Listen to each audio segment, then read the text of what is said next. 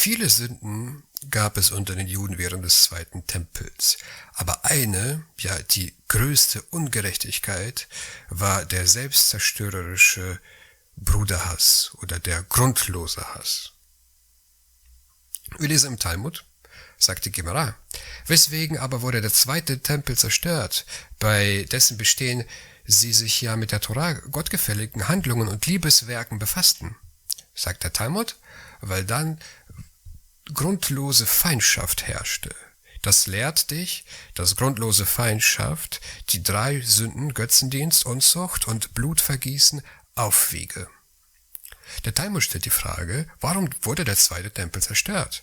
Die Menschen haben sich mit der Torah beschäftigt, die haben Mitzvot erfüllt. Also warum wurde er zerstört? Was war die Sünde des jüdischen Volkes? Und der Talmud antwortet, die grundlose Feindschaft, der grundlose Hass, was sogar schlimmer ist als Götzendienst, Unzucht und Blutvergießen. Dieser moralische Verfall ging so weit, dass 40 Jahre vor der Zerstörung des Tempels das große Gericht, das Sanhedrin, aufhörte zu richten und sogar vom Tempel verbannt wurde. Warum? Weil die Richter selbst auf die unterste moralische Ebene gesunken sind und auch Bestechung nahmen. So lesen wir hier in der Gemara. Ferner wird gelehrt, 40 Jahre vor der Zerstörung des Tempels siedelte das Sanhedrin nach der Kaufhalle über. Und hierzu sagt Rabbi Yitzchak ben Evdami, dies besage, dass sie in Bußgeldsachen nicht mehr gerichtet haben. In Bußgeldsachen? Wie kommst du darauf? Sage vielmehr, dass sie in Todesstrafsachen nicht mehr gerichtet haben. Wir sehen also, der Tempel wurde wegen sozialer Ungerechtigkeit zerstört, wegen des grundlosen Hasses, der 40 Jahre vor der Zerstörung des Tempels seinen Höhepunkt erreichte, im Verfall der Gerichte und der Gerichtsbarkeit. Deshalb hat Gott aufgehört, die Opfer des Volkes anzunehmen, und der rote Farben färbte sich nicht mehr weiß. Dass es hier bei der Verfärbung der Wolle wirklich um soziale Ungerechtigkeit geht, wissen meine Zuhörer aus meinen Podcasts. Vielleicht könnt ihr euch noch an das 1. Kapitel von Jesaja erinnern.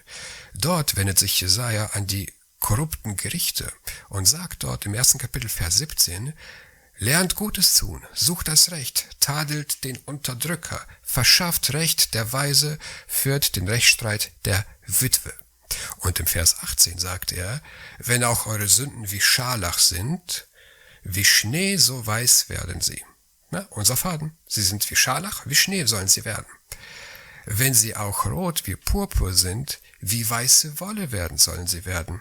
Das geht durch den Faden. Also Jeschai richtet sich an die korrupten Gerichte seiner Zeit und sagt, wenn ihr euch um die Weisen kümmert, wenn ihr um die Ungerechten richtet, dann werden eure Sünden vergeben werden. Und woran sieht man das? An der Wolle. Was sagst du das alles? Die soziale Ungerechtigkeit, die korrupten Gerichte, der Verfall der Moral sind bei Gott verhasst. Und eben das war der Grund, warum 40 Jahre vor der Zerstörung des Tempels keine Opfer mehr angenommen wurden. Doch der Verfall hat nicht im Jahre 30 angefangen. Er hat schon viel früher angefangen, nach dem Tod des Schimon des Gerechten, im 2. Jahrhundert vor der Zeitrechnung.